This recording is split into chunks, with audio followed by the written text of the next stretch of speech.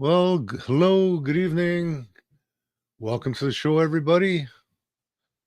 We got a good one for you tonight. We're going to be talking about gold, silver, among other things, legalese kind of stuff. I've got Bryce in here from New World Precious Metals. Stefanos is MIA. I spoke to him 10 minutes ago. He went to rebook his machine. He went to reboot his computer, and he's still not here. So I don't know if the dog ate his computer or what, but I'm sure he's going to be here shortly. I'm going to be bringing Bryce. Bryce, you ready to come in? Give me a thumbs up. Oh, I got a salute. How's it going? Welcome to the lounge. Thank you, man. Good to be here. So normally we start the show off with our choice of alcoholic beverages because we are in the lounge. Well, I didn't know that. My apologies. Would have got some beer, but I'm all out. Next time. Next time. Anyways, we got a lot to cover tonight. Let's see if we got any comments in the chat here. None as of yet. Guys, you want to share this out? We're going to be talking about gold, silver bullion, storing gold, storing silver, buying gold, buying silver, selling gold, selling silver. Why, what is done in the past, what it's going to do in the future. We'll make some predictions. We are not professional. Well, I'm not a professional investor, so I'm going to talk about what I've been doing personally. Do your own investigations, do your own research, and I don't know, take everything we say tonight with a grain of salt, but you're going to find it's going to be pretty accurate. And I just got a text back. No, I'm here. Anyways, you've been how long have you been in the precious metals industry? I joined fairly recently, actually. I joined New World Precious Metals about 2.5 years ago now, I think. Maybe even 3 years ago. I don't remember which summer it was that I got connected to the company. I think it was summer of 2023. So that'd be 2 years and a bit. But I feel like it's more than that. So maybe it was 2022. Must have been 2022. I don't remember, honestly. But 2 or 3 years anyway. And originally, I came into the company to help set up the affiliate program that we have. And then I became a broker as well because they're like, hey, you're already working with us. You might as well become a broker as well. So I did. And now I do this full time. This is kind of my main gig. I love what I do. I've never felt like I've been in the correct position because I see and have seen the trajectory of the world for decades now. And gold and silver is one of the few options that everybody has equal access to prepare for what's coming. I find that interesting.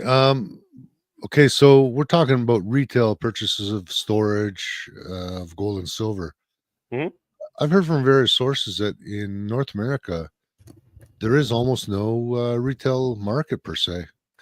Yes, it's very unfortunate. Let me give you some backdrop on that. So globally, gold and silver is very well respected and accepted because it is real money, right? So in African countries, South American countries, Asian countries, they've seen their cultures are a lot older. So they've seen the rise and fall of lots of different governments, lots of dictators, lots of situations, and their money in a lot of cases has had hyperinflation, default, uselessness, but gold and silver has always been there as something that, hey, I'm guaranteed to not lose my value and I can hold on to that value. And so in China, there's about 10% of people roughly that hold some sort of gold and silver. That's probably gone up quite a bit in the last few years because of all the stuff happening in China. India is much higher. It's about 20%. So there's a huge amount of people, Indian culture loves gold, loves silver.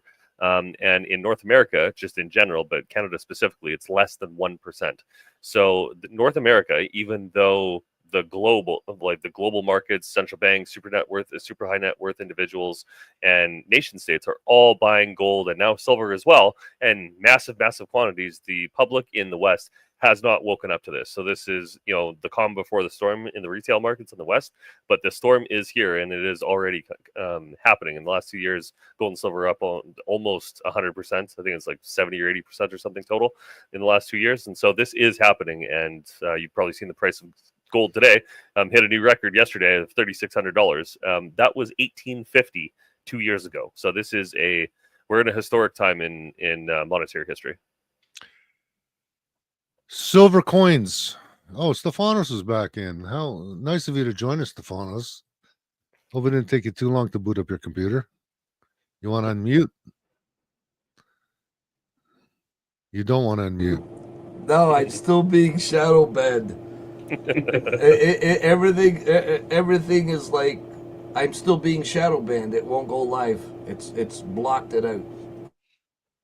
That's why whoever's watching, if you guys want to share this out to some groups or something, it's going to be good information we're going to be talking about tonight. Anyways, I don't know if you caught the first few minutes. Probably not, right? No. So I want to get into a little bit of history behind silver. Bryce, you know anything about how silver coins were used back in, say, 1770s to 1800s to right up to about 1913 per se? Well, prior to the Federal Reserve, if that's what you're talking about, gold and silver were effectively real money and legal tender, especially in the U.S. But I mean, this is worldwide. So the gold guinea in the UK, which was effectively their standard of transaction, especially for international transactions, like gold was and still is to some degree, the main form of currency that the world used, because it was a way that everybody agreed that, hey, this is something of value that I don't have to give you effectively barter, right? Because the way that we transact is through an intermediary of value.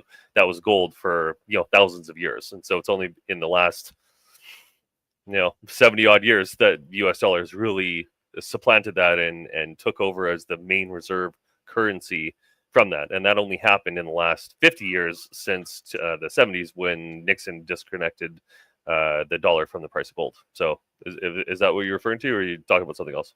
That ever heard of the pound sterling? Yes. So that was the secondary part of the coinage system in Britain was kind of unique, to say the least. They had shillings and pounds and guineas and all sorts of different stuff that had ratios and all this sort of stuff. And so the pound sterling was the silver-backed currency. And when they say sterling silver, it's usually 92.5%. I didn't know that. I thought it was 100%, but that does make sense. Yeah. Nope. From what I understand, when you see sterling silver, it's 92.5%. Don't ask me why I know this, but you can usually accept that as being the truth. Now, a lot of people don't know this, but through the 1800s, the American economy had almost zero inflation. I don't know if you're aware of that. Yeah, because so it was gold backed, and they also used silver as well. And because the bank, the National Bank of America, had greenbacks, they didn't print money out of nothing. They actually used assets to back up that debt. So it was much more closely linked to the real growth of the economy. And because people didn't have income tax and a bunch of other things, and there was tariffs on importing stuff into the U.S., they had a massive amount of growth over that time. So, like in the history of the world, that was one of the times in history that you saw the biggest growth of the population, the wealth of the population in parallel with the growth of the economy. Since then, since everything's become so financialized, we're like trillions and trillions of dollars in debt to who? And poverty is making a comeback because nobody can afford everything because of inflation and the inflation of the currency itself. Stefanos, I'm going to step off for 1 minute. It's all yours. Oh, you're just gonna abandon me like this, huh? Sheesh, what a guy. So, what do you think? Predictions gold wise, you think it's going to keep going up, or is it going to level off? Well, it depends on your timeline. Oh, and I can hear myself speaking. Oh, sorry, I forgot to mute my mic. So it depends on what timeline you're talking about, but I'll give you a couple. So I go to a conference every year called VRIC here in Vancouver, because I'm based out of Vancouver in Canada here. And it's called the Vancouver Resource Investment Conference. And so every year they bring together a whole bunch of people throughout the precious metals, mining, development, mineral development industry, and a whole bunch of experts. So there's Andy Sheckman, there's Rick Rule last year, a couple other really big names in my profession, and a bunch of mining. And they make predictions, because I asked them last year, hey, what do you think it's going to be by the end of the year? And at that time, at the beginning of last year, the price was, I think, $23 or $26 for silver, and I don't remember what it was for gold. But they basically gave the prediction of $30 silver by the end of the year, by Christmas, and that was done in January. That number was hit in just after the summer, I think in August or September. And so I asked the same thing at the beginning of this year, and they said about $50 by the end of this year. And we're a couple months away from that, and now we're at $42 we just hit. So that was a prediction from some of the experts. And my personal prediction is a little bit longer than this, because I look at kind of the macro more than the micro. And the macro is telling us that we have massive demand, we have declining supplies, and we have a huge requirement or a huge buying base for silver, right? So the military uses silver, massive amounts of industry uses silver, and very small portion of it actually goes into bullion, because it's not as popular as gold. And so I really think that silver, historically and both in what's coming, is going to do really well. And so I've put a lot of my own money into silver for this reason, because as history has shown, when there's chaos in the streets, you buy something that is going to give you something of real value and a hard asset, because that's what the elites do. And they are doing that right now. And so gold and silver are both good investments that I think are going to be a lot higher at some point. I don't want to make a strong prediction, but I don't think I'm not selling my silver until over $100. Tell you that. So that's like and that's U.S., right? Yes. Yeah. So it's always in U.S. Everything is measured in USD. Right. So okay, and so like you said, so what drives the demand, or the price, I guess, is the demand and the supply on it. If I caught that correctly. Yeah, good question. And actually, there's a really good video that I'll share with you guys. You can take a look at it after this. But Andy Sheckman, one of my personal favorite people to follow. So if you really want to understand what's happening in the gold and silver industry, macroeconomics, the big picture type of stuff, which is kind of my focus, I really look to him for a lot of the stuff, because he digs into. He's got a very specific position in the industry, because he's the CEO of a major precious metals company in the US called Miles Franklin. And so he has a very unique perspective, because he deals with this stuff on a regular basis. But he did an interview somewhat recently and talked about kind of the big things that are happening. So I'll just give you some of the things that he touched on. So the biggest banks are shorting silver right now to hold down the price. So when all of this massive spikes in price happen, there's huge shorting. We're talking like nearly 1 billion ounces of shorting that don't actually exist, are being shorted on silver to push the price down. Now, not going to get into the structure of how that works. Oh, sorry. Actually, we need to get into the structure of how shorting works. Okay. You want to get into that? Okay. Yeah, because people hear shorting and they don't know what it is unless you're playing with stocks and shorting stocks and all that, and playing on the COMEX. And most people have never heard of the London Metal Exchange Market, LDMA, which it's referred to all the time. So they have no idea what this is. London Metal, yeah, it's Holding Exchange. Geez, Ed, all this time I thought it was measured by how big the bar is, how tall it is. Yeah, so the way that the COMEX works, so the COMEX and the LBMA in London are the two main price setting mechanisms for gold and silver. China, through the Shanghai Cooperative Organization, is trying to wrestle control of that away from the West. They're doing a good job of it too. But the way that it works is they basically set the price. So there's supply and demand is kind of the ultimate setter of that. But because the COMEX, so you're familiar with the ETFs of SLV and GLD, this is the way that you can get into precious metals through ETFs. Well, those ETFs. Hang on, ETF is an exchange traded fund. It's kind of like buying a stock. Yes. There's a whole bunch of minutia surrounding that on what it actually is. So in the technicality of it, you don't actually own it. There's a bunch of nonsense with it. I don't want to get into it. It's kind of a deep rabbit hole. But the idea is that you're buying stock or you're buying a commodity and you own a piece of that, whatever that is, right? And that's the idea behind it. So with the ETFs for SLV and GLD, you're supposedly buying ounces of gold and silver. Now, that's supposed to be backed up by a certain amount of actual ounces. They are. It's just a lot less than you think. No, they buy futures contracts. Yeah, well, the futures contracts are supposed to be backed up by a certain amount of ounces, and they are. It's just a very small proportion. So the ratio is about 300 to 400 to 1. So for every actual ounce they have sitting there, there's 400 paper ounces out there, right? So the way I explain it to people is, if you were playing musical chairs with 400 people and there was only one chair, a lot of people are going to have a real bad time if things go sideways. And that's kind of what's happening and how they use the paper market to suppress the price. So if I short, which is effectively saying I'm going to sell this now and buy it back at a lower price, is kind of the intention of that. But if the price goes higher, I have to buy it back at a higher price. And this creates synthetic demand or supply, synthetic supply or demand for whatever we're talking about. So this is how shorting works in practice. And if you do that with commodities, it can affect the price. And so you have massive banks that are shorting the price of silver to keep the price down.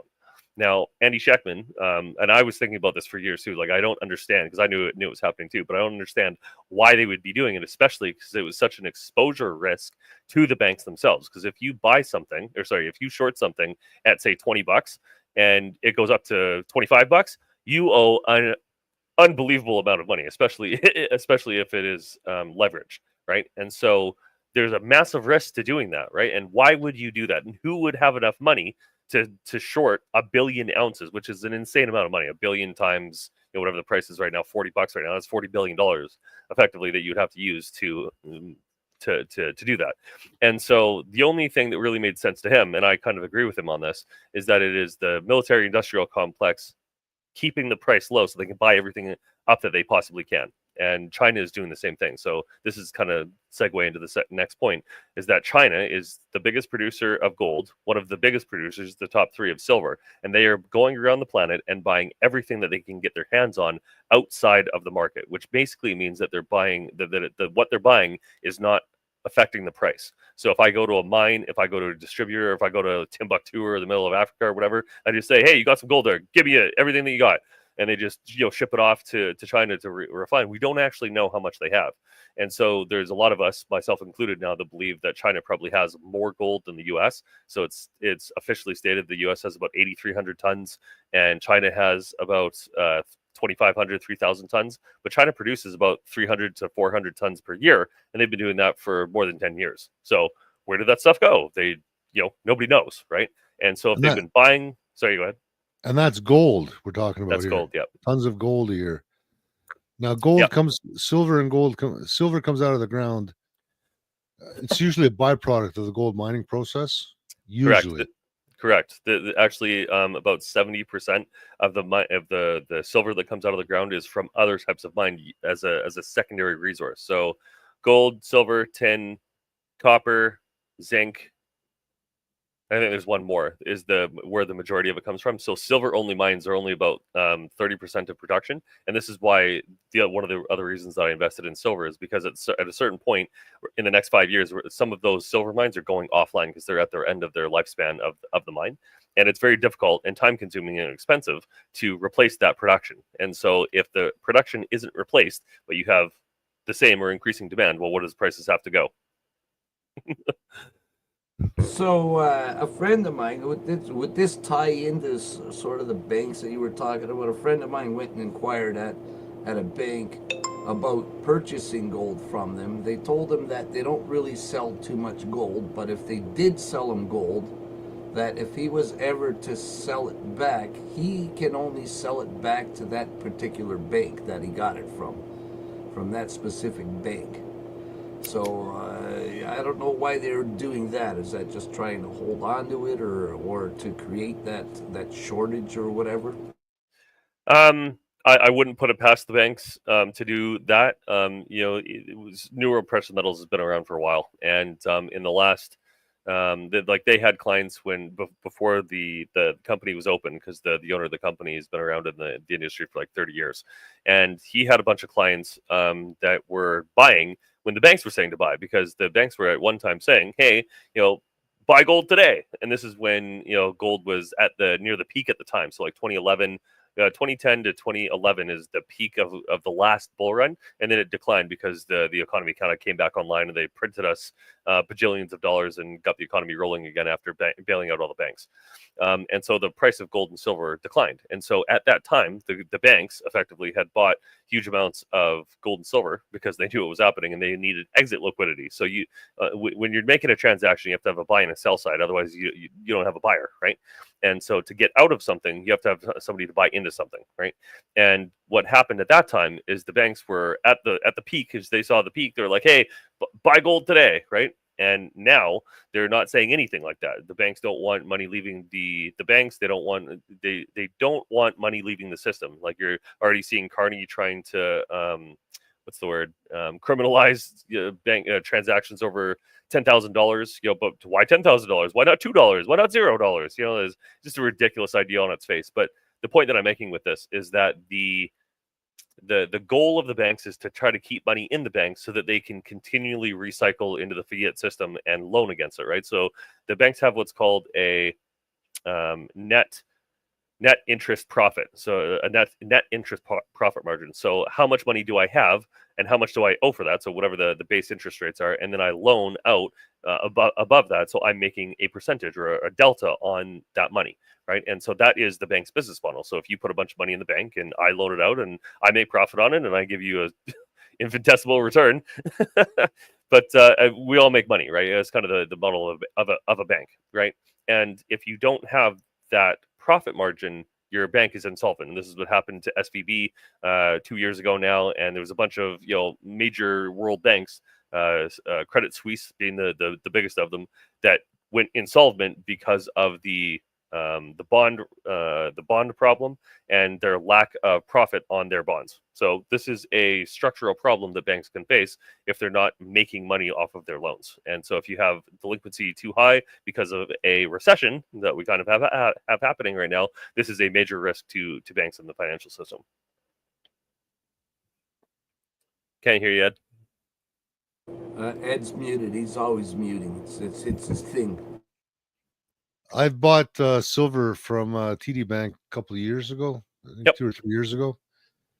It took weeks. The price was good, but it took weeks to go pick it up. They didn't even mail it to me.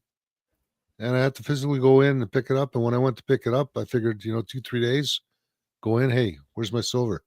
Oh, it's not here yet. Come back in a week later. Is my silver here yet? Let me check. No, we don't have it yet.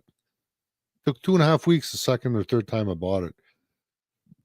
So Yes. I'm not happy at all with the TD Bank. That and the fact that they've had so many lawsuits in the States for laundering money and such, and they've been charged criminally. I don't know if it's criminal charges, but they got fined. They did. Because they do operate in the States. So I went with another company called Silver Bull a couple years ago. Yeah, silvergoldbull.ca and .com. So if anybody wants small amounts of retail metal, and this is kind of a good segue into Hasham's question here, how can we invest in gold and silver when they have sold off in Canada? So there's kind of two parts in that. I'll cover the first part of that now. So Silver Gold Bull, anybody can go to silvergoldbull.ca. They're one of our partners. We work with them. So I'm a gold and silver broker. So a brokerage basically gets people gold and silver into their portfolio. We do it in one of three ways. Retail is what you have in your hand. So like, hey, you want some silver coins? You want a gold bar? Cool. We'll help you. We'll help you get that. We can mail it to you. That's what all brokers do. All brokers do that. Silver Gold Bull is one of them. And they're pretty much the biggest in Canada. So they're really reputable. They're really good. They'll get your order out to you usually within about a week. And we also do registered accounts with a company called Questrade. Questrade basically does registered accounts. They're the only game in town in Canada that allow you to do that. So if you have life savings in TFSAs, RSPs, liras, stuff like that, you can back that up with gold and silver. A lot of people have been doing that right now. That's a whole kind of thing that we should probably cover. One of the things I actually wanted to discuss today. And then we have an international account where it's basically just a cash account. There, you give us money, we give you gold and silver in a vaulted service outside of the banking system, and you can loan against it. You can hand it over to other people in your family if you pass on, and you can also take leverage it or not leverage it, do a finance purchase, which is effectively leveraging, or you can do it under a corporation as well. So we can do corporate accounts as well. So very, very powerful system and a very high degree of privacy because it's a Cayman Islands backed up structure. So if I wanted to buy a good chunk of gold or silver from you, do you guys have minimum amounts as brokers or? Yeah, our minimum is 5,000 Canadian, because below that, it's not really worth our time. That's why I suggested, like, if you just want a couple pieces of silver or gold or something, well, a couple pieces of gold is like 10 grand now. But if you just wanted a little bit of silver, Silver Gold Bull does smaller amounts. We just deal with everything above $5,000, basically. Too bad you didn't set your limit at 49.35 Canadian. 49.35. That's Oh one yeah, ounce one of gold. gold. Yeah. Well, the only As reason I say that actually is because under $5,000, or sorry, over $5,000 shipping is free. So if you're buying retail, over $5,000 is free shipping. Under it's 10 or 20 bucks or whatever it is. Yeah, so gold in Canada about 2.5 years ago was 3,000 or just floating around 3,000 bucks Canadian. Yep. And here we are just 2.5 years down the road and it's almost hitting $5,000. Yes. And I think it's important to understand the history of what this looks like. So from 1970 to 1979 or 1980, basically, the price of precious metals, both of them, but gold specifically in this case, went from $42 to $800, which is a return of 2,000 something percent. So that massive increase, the majority of that happened in the back half of that decade, right? So we think that the bull run that we're currently in started in 2020 because there was massive problems to the supply chain, all of the massive printing, and this really kicked off like kind of the next phase of gold and silver. And so we're about halfway through that. So you're seeing now in the price of precious metals that a lot of money, and I can't stress this enough, how much money has flown into flowed into gold specifically. And I'll touch on silver in a sec. But in the last basically 5 years, there's been about $10 trillion, more or less, flow into gold. So gold is now the second largest reserve for central banks on the planet and replaced the euro. So when USD, euro, and then everything else, or gold in there somewhere. And now it's US dollars, gold, and then everything else, euro, and then everything else after that. So this is a sea change in how the economy is functioning. And I believe, and as many of other people in my industry do, that whatever happens next, gold and silver are going to be a very important part of whatever comes next. So the central bank digital currencies, a lot of talk about that right now. I personally think they're going to back up central bank digital currencies with gold. That's why they're buying so much gold. But the BIS, the Bank of International Settlements, which is effectively the central bank of central banks that pushes policy to all of the central banks, they have come out and said, hey, you guys got to go and get gold. This is one of the reasons that gold has been massive. The central banks are on a massive buying spree for gold. Okay, so you know who else is buying gold and silver? You mentioned China, Russia, Brazil, India. Yes. Funny Yeah, how all of them. we All BRIC okay nations. right now we have the SWIFT system, Yep. and so say I want to send say 10 grand to you, and you're down in Argentina. Mhm. As a business, I would call my bank, say, yeah, I'd like to send 10 grand to Bryce. Mhm. He's in Argentina, and they say, okay, give me Bryce's bank account number, transit number. They go on a SWIFT system, and they electronically mail the money from my account to Bryce's account through the SWIFT system. Mhm. Now, what a lot of people haven't clued in on, and I find this rather alarming, was it Biden that said we're going to confiscate Russia's assets? Mhm. So what they did is, and France, Russia had a lot of bank accounts and various forms of currency and deposits in France, along with the States and a few other places. And because Biden said that we're going to confiscate Russia's assets, China started saying, hey, if they can do that to Russia, what's to stop them from doing that to us? So we're going to lose all our assets that are in foreign currencies. China was the biggest holder of American T-bills for the longest time, and they've sold off more than 50% of what they've been holding in T-bills. That's why you see the bond market, which is basically what T-bills are. Yep. Treasury bills. Yep. They're holding less and less of this, and they're putting a lot of converting that into gold. And Russia's, they've done exceptionally well. Their Wouldn't go that money, far. their China's money ahead. crashed. Depends who you talk to, but their money Yeah. crashed. Their currency crashed for a couple months, and then it came back up, and now it's double or triple of what it used to be because they hold so much in natural resources, and they hold tons and tons of gold and silver. And I think there's just started buying silver recently because the silver market is so much smaller. What people think, well, there's, I don't know, how many tons of gold do you think are in the whole world? The last time I thought of that, I think it was about 250,000 tons roughly. And then we mine about, I think it was about 1,100 or 1,200 tons a year. No, it's got to be more than that. It's about 2,000 tons a year or something like that. I should check that to not look stupid on stream. So I'll check that while you're talking. So the silver market is a lot smaller. And you're saying, well, hang on, it comes out of the ground at 7 to 1, 8 to 1, which means for every ounce of gold, there's 7 ounces of silver. Yeah, but okay, maybe it's coming out of the ground at 8 to 1. So 8 ounces of silver for every ounce of gold. Problem is, silver is being used up for in industry, in a lot of industry for antibiotics, like nano silver bandages and such. Is this tiny, tiny bit.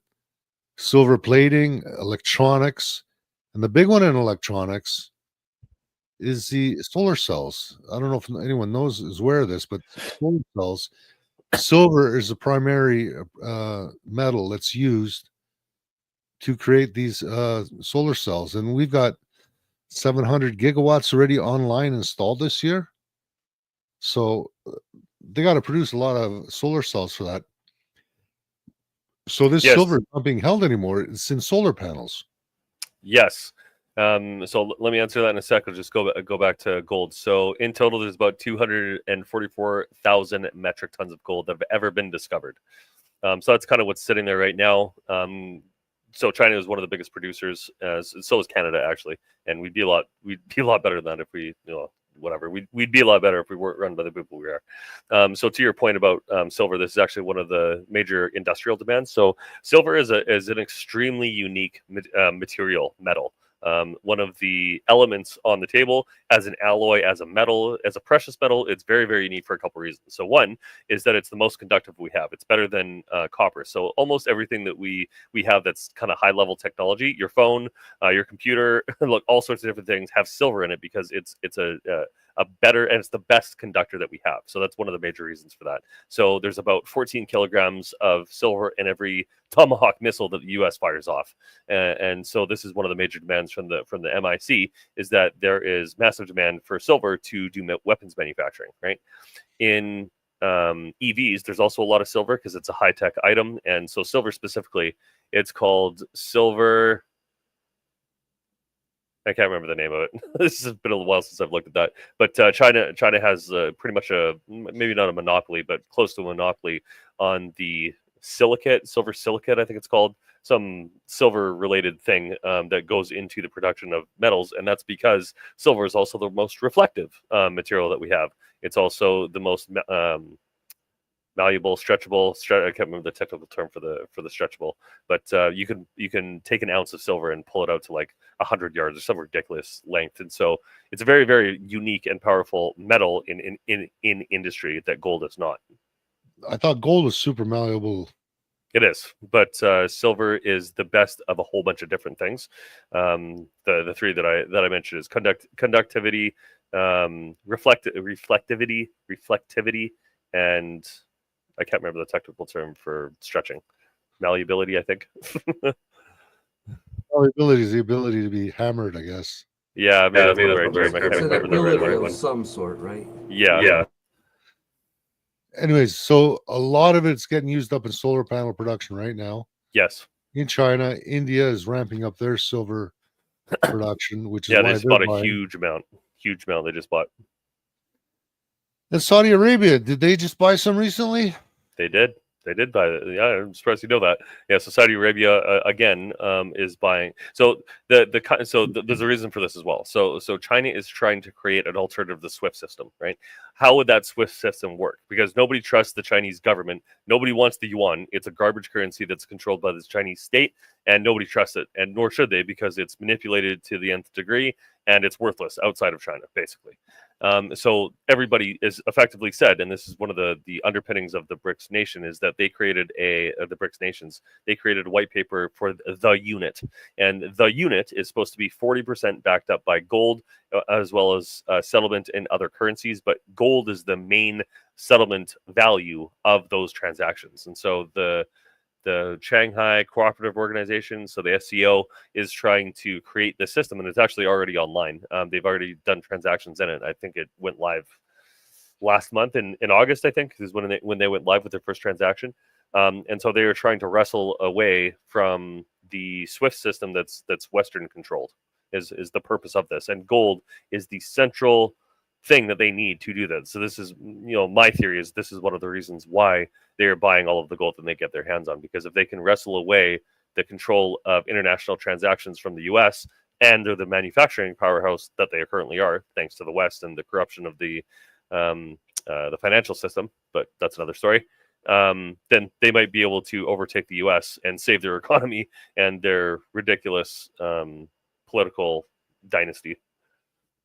So people might not be aware of this, but I forget, there was a conference or something, 1946, after the Second World War. Bretton Woods. Bretton Woods, there you go. America had a lot of gold in 3 different locations, I believe. Guess how much they had? They've currently got they've currently got 8,300 tons supposedly, and at that time they supposedly had about 22,000 tons. Canada at the time supposedly had about 3,000 tons. We used to have a lot of gold. And thanks to our good friend Mark Carney and his good friend Justin Trudeau, they sold all of our gold, the last of our gold, in 2015. So Canada no longer has any gold backing our currency. So what does that tell you? That we're in for a tough time in the coming years, and you should buy gold just like everybody else is. Yeah, so a lot of it. So fortunately, Canada does have a lot of gold and silver in the ground. It does. But they're regulated out of existence. I actually saw a picture of the environmental regulations that you had to go through to open up a mine, and it was like a boardroom table. So it's like 12 people long on either side, right? And the entire thing was covered in binders, and it went around the corner. So we're talking, there must have been like 40 binders there that were like 3-4 inch binders, like. Each that's just the regulations for the environmental to like, that's not money grazing, that's not the logistics, that's not it's absolutely insane how much regulatory framework there is around mining, especially in Canada, where this is one of our main resources. Like the main industry in Canada has always been extraction, energy, and agriculture. These are the main 3 things that we do and did really well for a long time, and we've been regulated out of existence so that we can't do the main things that we're good at anymore. It's pretty appalling, gotta say. And these regulations all come from government, don't they? Oh, they do, yes. So thank you, government, for screwing us. Yes. Anyways, another point I was going to try to make. So we had Bretton Woods. The American currency was backed by gold, that gold reserves that they had. Mm-hmm. And that's why a lot of people said, okay, so the American dollar is backed by gold. At that time, I believe you could still buy. Actually, I don't know if your Federal Reserve had completely replaced the federal dollar, the American federal dollar, which said the bearer of this note will receive X amount of gold or something like that, right? Yes, so that was done away with. I'm pretty sure that was done away with when the stock market collapse happened in the 30s. So the confiscation of gold happened in 1933. Yeah, 33. And so what happened is that they had this massive run up because of the Federal Reserve came online in 1913, right? And so you had this massive run up of printing and this massive, the roaring 20s. And so for basically 15 odd years, we had this crazy time of economic development, and then all of a sudden, boom, everybody was like, all of these investments went bust, couldn't lend anything, nobody had any work, and you couldn't do anything for basically 10 years, for 4 years, basically. And then after that, when they were like, hey, we got to recapitalize the banks and the government, they're like, hey, give us all your gold, because a lot of people, and this is what I was kind of saying before, a lot of people at that time had gold. Like, so we're talking the majority of people held gold as one of the things that they had as an asset, right? So they weren't just holding dollars and cents or property. This was one of the main things that everybody had access to at the time. So everybody held a little bit of gold, a little bit of silver. Not everybody, is probably an exaggeration, but majority of people, right? Most people were accustomed to dealing with gold or using gold in some form because you had dollars and gold and silver to do transactions with somebody. Otherwise, you were basically on a barter system. Hey, you've got a cow there. I've got this tractor over here. Give me 2 cows, I'll give you a tractor, something like that, right? And after 1932, and they did the confiscation in 1933, but that was in effect for effectively 30 years, and it wasn't until basically the 60s and the 70s that you could go and buy gold again. And so at that time, and this is what happened in the 60s, is that the government was printing far more than they actually had gold for. And France was the first to recognize this. And so de Gaulle, I can't remember the guy's first name, but he was one of the admirals of France. He basically took his aircraft carrier group, went to the U.S. and said, "Hey, give me our gold." And so he took the gold of France in his aircraft carrier group and went back to France, and they recapitalized it. And so this is why Nixon came on TV and was like, "We got to stop the speculators. We're going to disconnect the price of gold temporarily from the U.S. dollar, blah blah blah." And that disconnection of real to monetary created a massive increase in the price of gold, because everybody recognized that, hey, this gold is now worth more dollars for the same amount of gold, right? And so an easy way to understand this, maybe this is a good segue to help people understand this in a visual way. So let me just show you this, okay? So what is the actual value of things, right? How do we determine what is the value of something? Now, you guys are a little bit older than me. What's the cheapest you've ever paid for a beer in your life?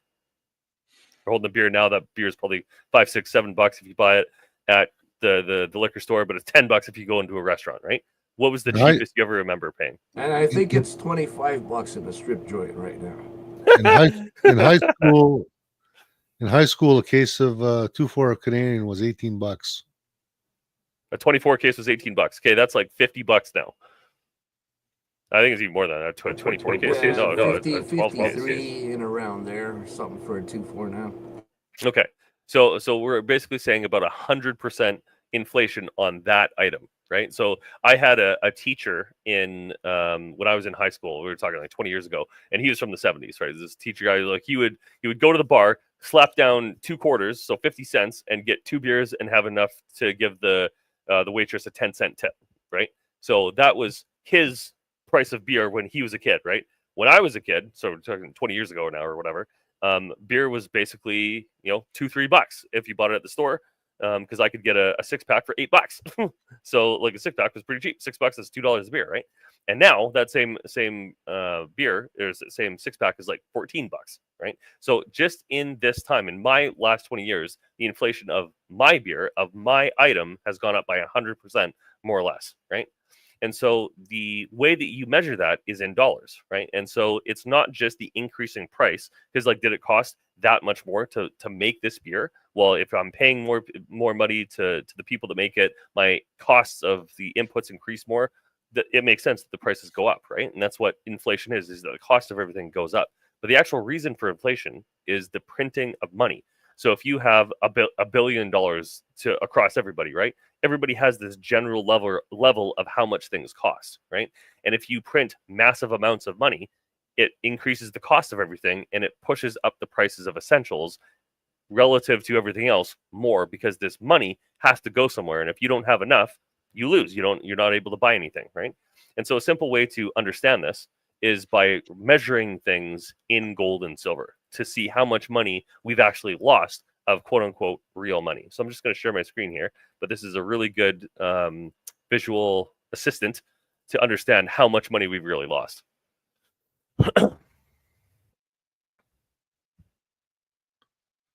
So I'm going to add that to the stage. Yeah.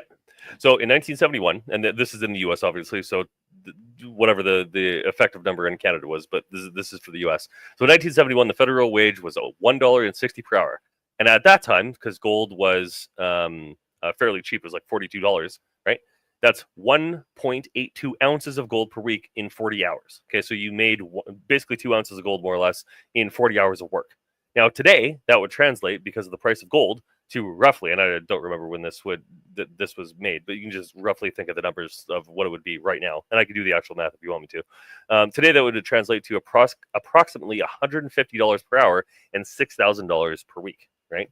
And so what this is showing in a very simple terms is that the amount of money that you made relative to the cost of all of the things that you're buying with that was a massive difference. So because of all of the inflation that's happened since 1971 and the disconnection of the US dollar from the price of gold, is that it takes far more dollars to get the same amount of stuff that you want to buy. So when you're talking about investing in precious metals, this is one of the reasons that you do it, because you're trying to preserve not only the wealth that you currently have, but the purchasing power that you have in the future. And the way that I explain this to people, and I'll just make this last example, is that I just talked to a friend last weekend. And so this is a truck. This is a military truck, right? He bought this truck for 12 ounces of gold, right? This truck is probably worth about $60,000 right now. Good truck, right? Military vehicle, right? He paid 12 ounces of gold for that. But because he had silver and that he bought years ago, he probably effectively paid about $12,000 for this truck. Whereas if you had paid in dollars, it would cost you $60,000. So this is a way that you can preserve your wealth from today and from the past into the future in times of inflation and chaos. That's an easy way to understand all this stuff. Yeah, so I don't know if people can grasp the difference in this, but $1.60 was the minimum wage. Was that in Canada or the States? That was the U.S. Okay, so U.S. gold, let's call it 3,500 right now. Yep. Divide by, go back to that page.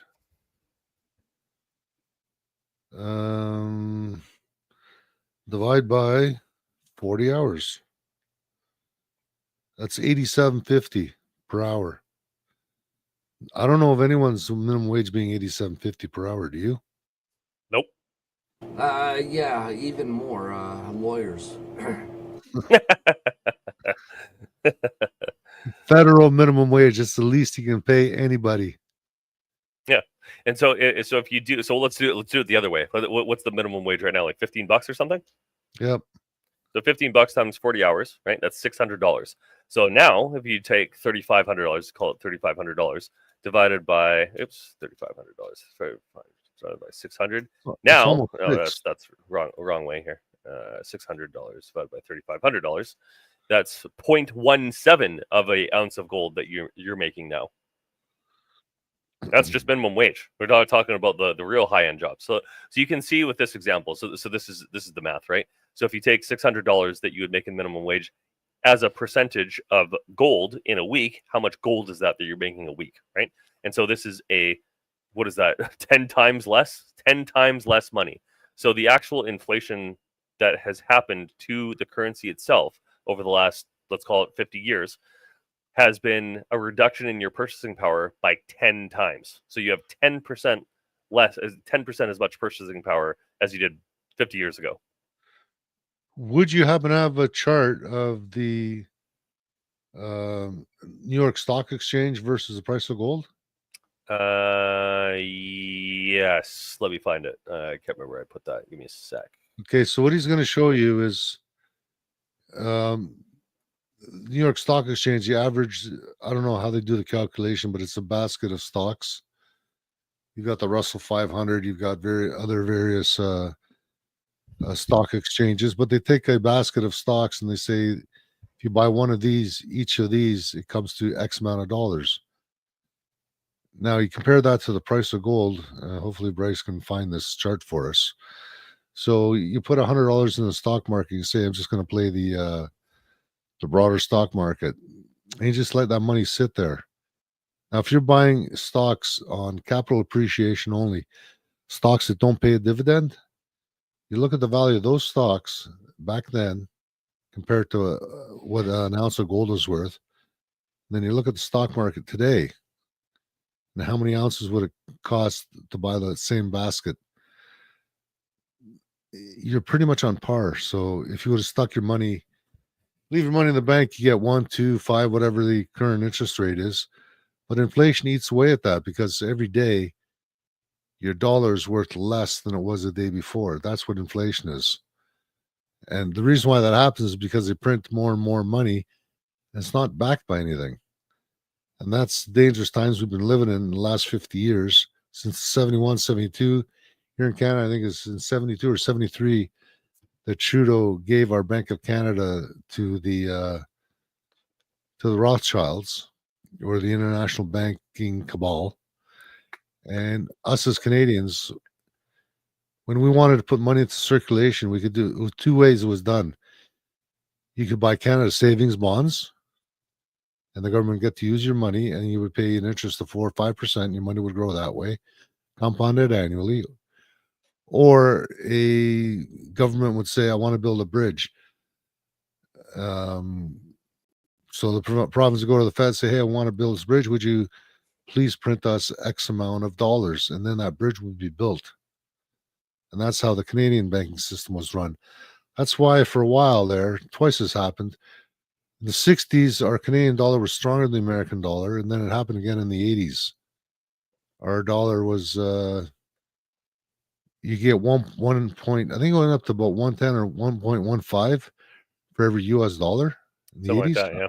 You If you remember did that? Forex at that time, yeah, I do. That actually was that happened again in the Harper years as well. That wasn't that long ago that we were on par. Yeah, we're actually, did we go higher in the Harper years or not? I think it just barely touched par and then fell back down. But the strength of a currency is really connected to the value that your country produces and how much of it you produce. And Canada's lagging so far behind because of all of the incompetence and corruption, and we're really being looted for all we're worth. So Vincent Facebook is saying in 79, minimum wage was $3.20 or something like that in 79. Yeah, so minimum wage doubled over that 10-year period. Yeah, that was at the end of that period, and so if you had bought gold at the beginning of that period, at the beginning of that decade, oh man, you made out like a bandit by the end of it. So will you make money? No, but you won't lose the value of that money, and that's the big thing. People think, "Oh, I got $100 in the bank account this year. Next year, I got $200 in the bank." That $200, if you got 20% inflation, which is what I think the real rate is, and I'd say year over year, if you look at the price of steak, I remember 5 years ago buying a whole strip loin for $60. That same strip loin last week was $250. That wild. Yeah, and this is a similar but separate problem where the structures and the institutions and the economic engines of our society are also under attack.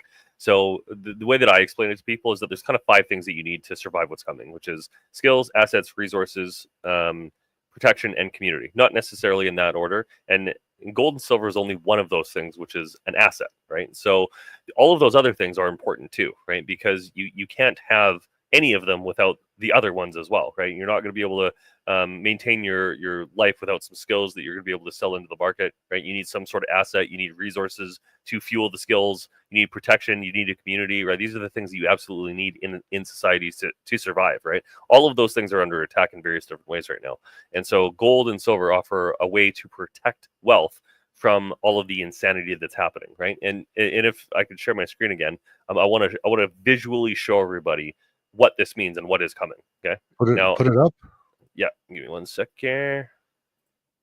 So I like to show this as here. I'll show this one first, actually. So this was a this is from the Federal Reserve, from the FDIC. Okay, so this is source FDIC, Federal Deposits Insurance Corporation. So this is the corporation that protects people from their money going, the bank going bust. So if you have $100,000 at a bank account and your bank blows up, they give you $100,000 is basically the idea behind it. So I'm not going to get into whether or not that will be there. If everything happens all at the same time, it probably won't for all the people that know that, but that is the idea. Okay.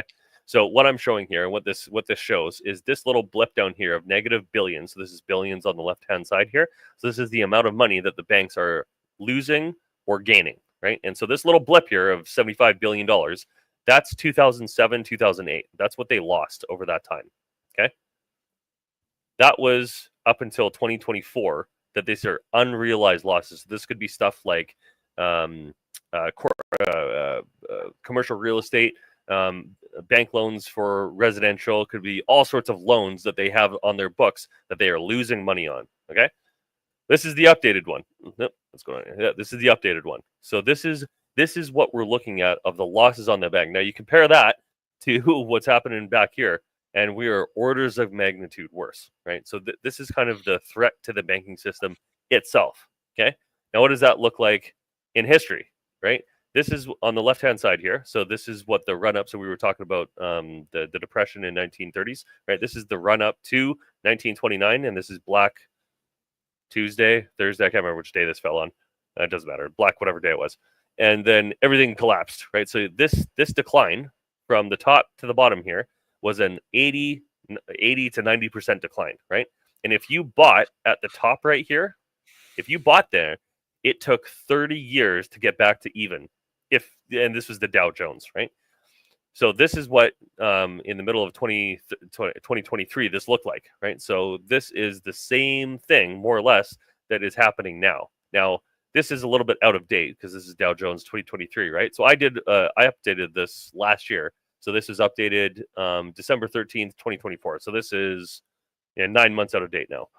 But this is what happened, right? So this little blip here is this point is this point, right?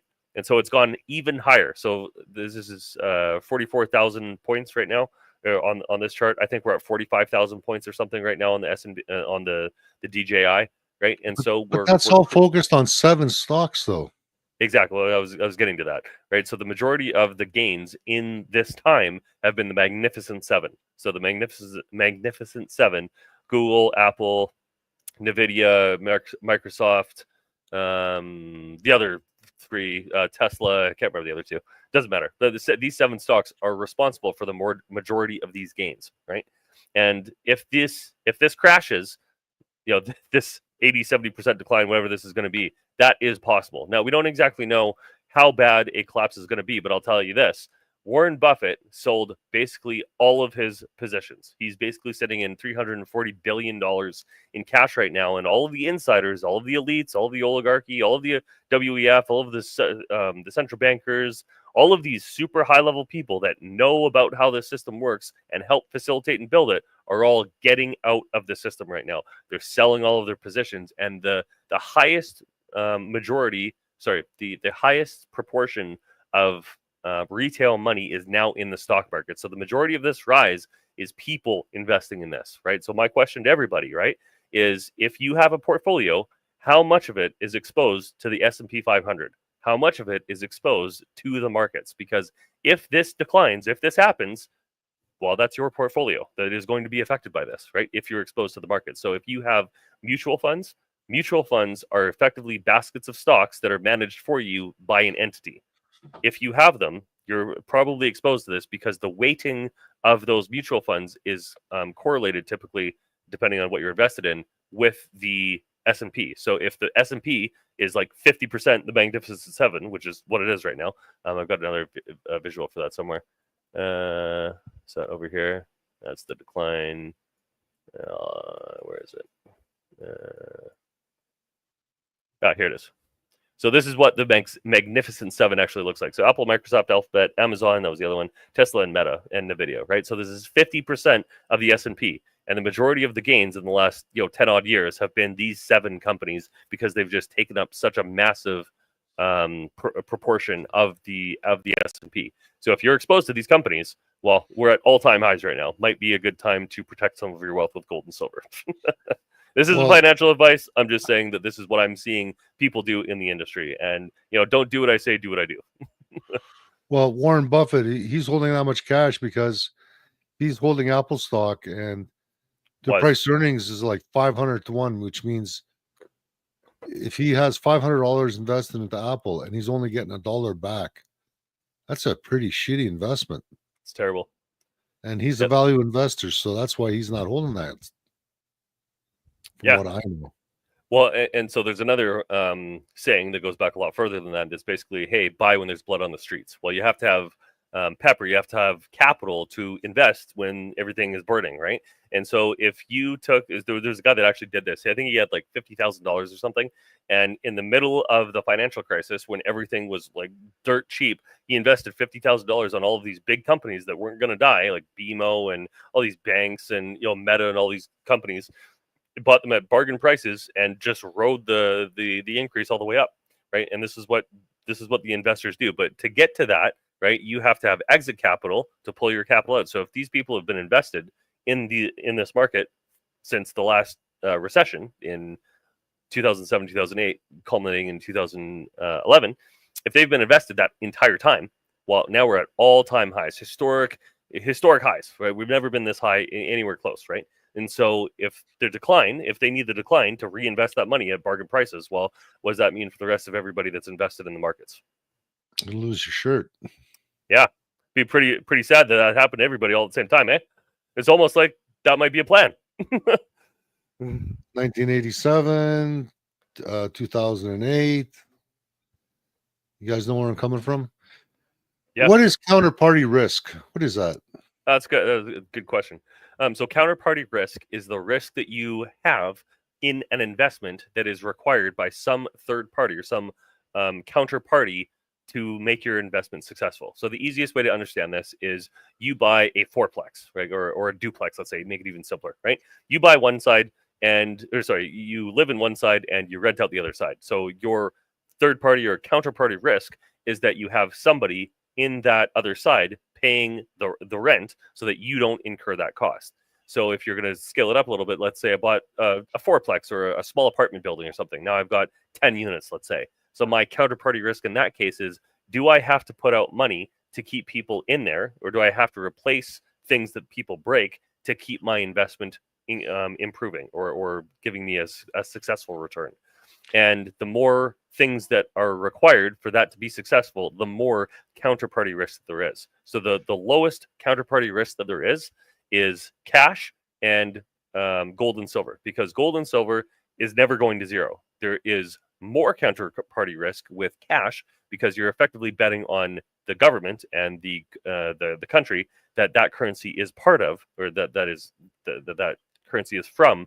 You're effectively betting that is going to hold its value. So we've seen throughout history that thousands of currencies have gone to zero, like innumerable, like the Roman Republic, the Turkish Empire, like the Ottoman Empire. All these countries have gone to zero because their currency effectively became worthless, that nobody trusted that currency. But the gold has never gone to zero, ever, and it never will. How about in Zimbabwe?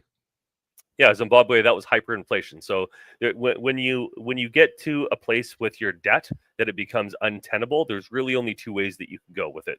We're trying to create a third one, and we're going to see if that works with gold-backed debt, but we'll see. But the main two things that happen is either a default or hyperinflation. So default basically means that, well, I can't pay my debts. Sorry, and then the currency goes boom. That's happened. So that's the Weimar Republic, that is Sri Lanka, that is other ones that have failed. I can't think of off the top of my head, but that's happened the most throughout history. That is the most common one. What's a little bit more uncommon is hyperinflation, where the government basically says, "Oh, I owe $1 billion. Well, print $10 billion, and we'll pay off this $1 billion of debt." And so you're effectively creating new debt to pay off old debt. So China is currently doing this. The U.S. is currently doing this. Most countries are doing this because of Keyes, what's his stupid name? Keynesian economics. Yeah, Keynesian economics. Maynard Keynes, James Maynard Keynes. I can't remember his name. Maynard Keynes, whatever his name is. He basically stated, and through his modern money economics, that as long as your GDP growth and economic growth is more than your debt growth, it's fine. Is effectively, we're really summarizing his theories, but that is effectively what he's saying. That if it's okay to print money as long as you can service the debt and economic growth is growing faster than the debt. Now we are way past that not happening in the West. So Canada specifically, we've doubled our debt more or less in the last 4 years, thanks to Trudeau and his massive money printing that we've got nothing for. So the amount of debt that's been printed in our name that we've got nothing for, we're up to like $1.4 trillion of debt. Our GDP is like, I can't even remember what it is. I think 2.2 trillion or something like that. But it is not sustainable. So now in Canada, we pay more to service our debt than all of the GST that's collected. So all of the GST that everybody pays in all of Canada now goes just to servicing the debt, which is more than our military budget and healthcare budget.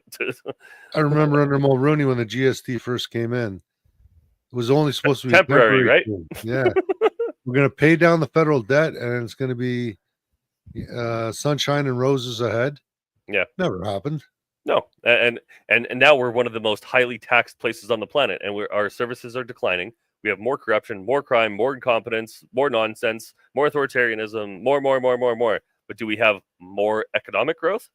No, you can't tax your way into prosperity. Can't remember who said that, but it was a genius quote. Yeah, I think we're like somewhere near the bottom in the whole world. Actually, we've had no growth at all. Yes. So we're in a heap of trouble. So As a country puts its resources up for gold, or sorry, I mean for cash, um, apparently trying to get into the digital way that they're trying to bring a digital currency. One of their problems is that all of Canada's resources and everything is levied against getting cash here. So the resources are already spoken for. This is something that government's been trying to figure out, a way to put something up as collateral. Have you heard anything about that? Yeah, so the way that this typically happens, so the best example of this is actually the American Revolution. Now, what happened in the American Revolution? The 13 colonies, Thomas Jefferson, and all these people were basically like, "Hey, we're getting screwed by the British. Not happy about it. We've got this new area here. We don't have agency over ourselves. We're getting screwed by these guys and all these taxes that they're implementing on us so they can make more money. We want out of it." And so they basically had a revolution about it, right? They're like, "You guys get out of here. We'll take care of ourselves. Thank you very much. Get out of here," right? And effectively what they did. Yeah, sorry, go ahead, Ed. A 3% tax on tea. Yes, that was That's what the that was Boston Tea trigger. Party was all about. Yep. 3% So, tax on tea.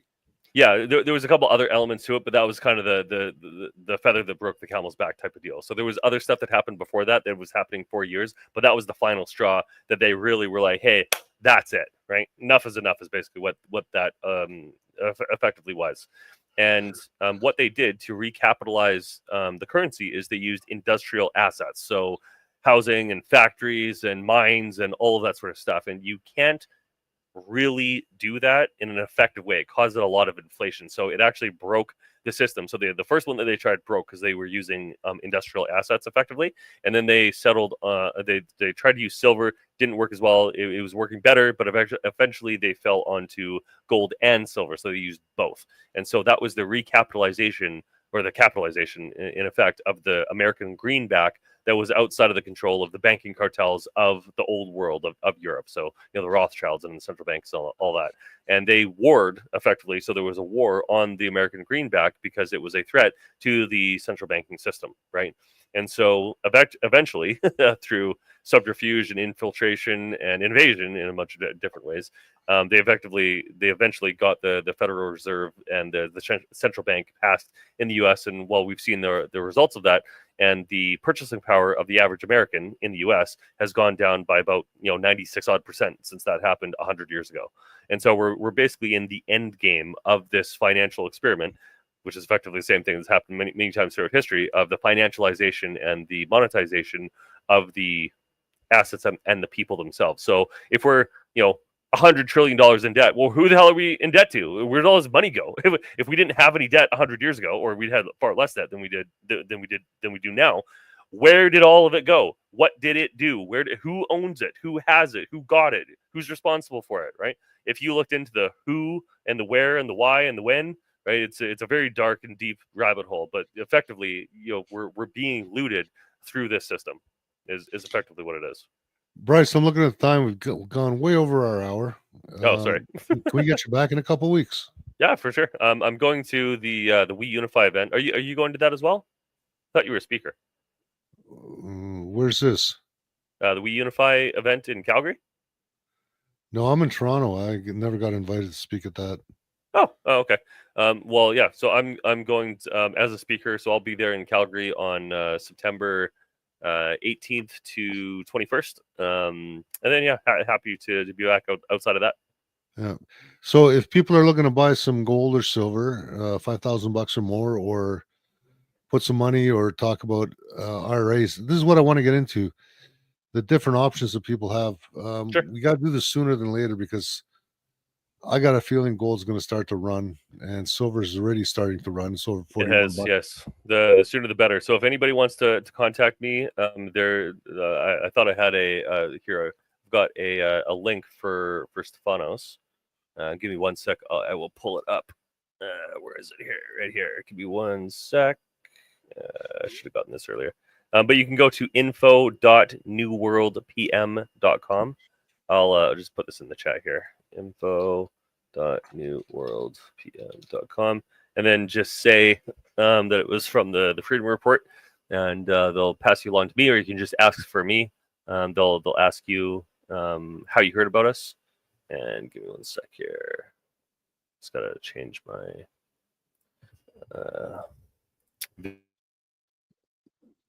Yeah, so if you guys want to buy bullion like Canadian Maple Leafs or other coins, they have those available. Usually, whatever we should have got it quickly. What's the difference between spot price and the actual price of gold? Good question. So the way that it works is that the the spot price is kind of the standard. Nobody actually pays spot unless you're doing like massive quantities. So retail, when you're like, if you're buying retail, you're effectively paying premiums on top of that, which is effectively the fees for delivering the gold to you, more or less. It's an easy way to think about it. So usually that's between like 5, 10, 15% above spot, depending on what you're buying in from who. So Now, we do a flat fee of 5 to 7% for the international program. So it's one of the best options out there, we think, and happy to explain why if you want. So go to the website is info.newworldpm.com. You guys hear Bubba? She's rattling on the door. She wants her dinner. That's my daughter. She's gonna turn your leg into dust, Ed. Yeah. Okay. Here's your link. So if you want to throw this link out to everybody, so this is your guys' link. So if anybody wants to connect with us, happy to talk to you about gold and silver. And I would suggest to people that that the winds of change are already in full steam ahead, full blow, if you will. And the reason that this is happening is that they're preparing for the Great Reset, right? So the WF told us years ago, hey, we're going to do this Great Reset and blah, blah, blah, blah, blah, right? All these things that they want to do, Agenda 2030, all this other stuff, right? They are preparing for this, right? So if you don't have any gold or silver, if you have zero, well, it's going to probably be a tough time for you because inflation is going to get worse. They're going to be printing a lot of money. All of the things that we've seen in the last 5 years, it's not like any of these problems have been solved. So this is one of the few ways that everybody has. You can protect some of your wealth. You can guarantee that your wealth stays in your family. There's a couple different ways that you can do this. Like I said, there's registered accounts, there's an international account, there's retail. So depending on where you fall in the spectrum of what you think is happening or coming, there's lots of different ways that you can do this, right? And what I would suggest to people is if you this is something new to you, we do a presentation regularly. So you can go on Eventbrite. We have a presentation that we're doing right now that is on the 30th of September. So we would just talk about it. We do about a 45-minute presentation. You can do a Q&A with us afterwards and ask us all sorts of questions. And we just want to help people protect their wealth. This is kind of the goal of this. And whatever comes next, gold and silver will be an important part of it. So whether you just want to protect what you have or you want to make money on this, there is definitely an opportunity for that right now too. This is one of the best investments that you can make right now. I'm up probably 90% or more because I put a whole bunch of money into it when silver was like $23 or something. So I'm very happy with my investment, and as all of our clients that have invested with us. So there's definitely an opportunity. You haven't missed the boat yet. One more quick thing. I don't know if anyone heard of the Son of Venus, but he got kidnapped by the OPP, I believe it was, up in just south of North Bay. Mm-hmm. He's been locked up. His bank accounts were frozen. But if he had some gold coins or silver bullion or gold bullion, and he tells the person where it is, that's as good as cash. They take that gold and silver, they go to a bullion dealer, they exchange it for cash. Suddenly they've got money for a lawyer. Yes, and so let me just kind of end on this point because I think it's a good one. It bears repeating. There's only 5 ways that you can make a transaction with another person or entity. Okay, that is barter. That's the oldest for obvious reasons, right? Then there is gold and silver, which we have used for thousands of years at this point. Then we had fiat currency, which is effectively debt. Then we had cryptocurrencies, and now we're getting central bank digital currencies. Central bank digital currencies are the ultimate jail of your ability to transact with other people, because effectively what that allows the government or the central bank to do is push a button and say, you can't transact for this person, you can't transact for this thing, you can't go and transact in this place. So gold and silver are one of the ways that you can guarantee that you can make a transaction with somebody else, as long as the other person is willing to accept your gold and silver as a transaction or an intermediary for whatever thing that you're trying to buy. You can make that transaction without anybody else saying anything about it. Sorry to rush you, Bryce. But we're way over our hour again. Sorry. I'm going to cut this short. we're going to get you on as soon as we can. Maybe, are you available next Thursday? Yep. Because people have money, a lot of money, and with the stock market being so high, sitting in their registered retirement savings plans. Yeah. And you've got a place where you can put that into gold or silver. Yes, I very highly recommend that everybody that has a registered account go and look in your portfolio and see where is my money sitting. Because if it's sitting in the Magnificent Seven or the stock market, the S&P, it's at risk. And guys, your broker is not going to tell you to go buy gold and silver because they don't make any money on the commissions that way. Correct. So it's not going to fill their pockets. They're going to be upset that you took money out of their out of your mutual funds or whatever and put it into gold and silver. Yeah, we're actually getting a lot of pushback from financial institutions that are trying to keep the money in there. Yep. Stefanos, final comment. Make it quick.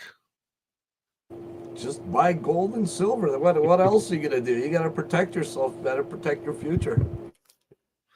All right, guys. Thanks for tuning in. If you found any value in this, share it out. The link is on the bottom.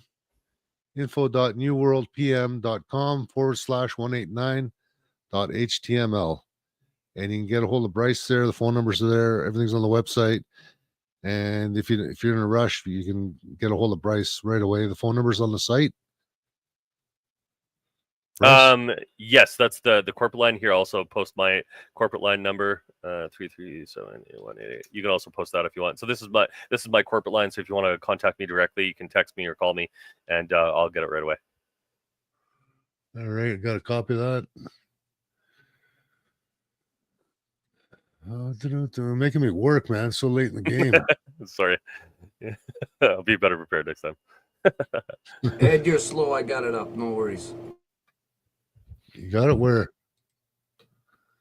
In the chat. You just see it? Yeah, that's my corporate line. 778 377 8188. So thanks for having me, guys. Appreciate it. Thanks for coming on Thursday. Thanks.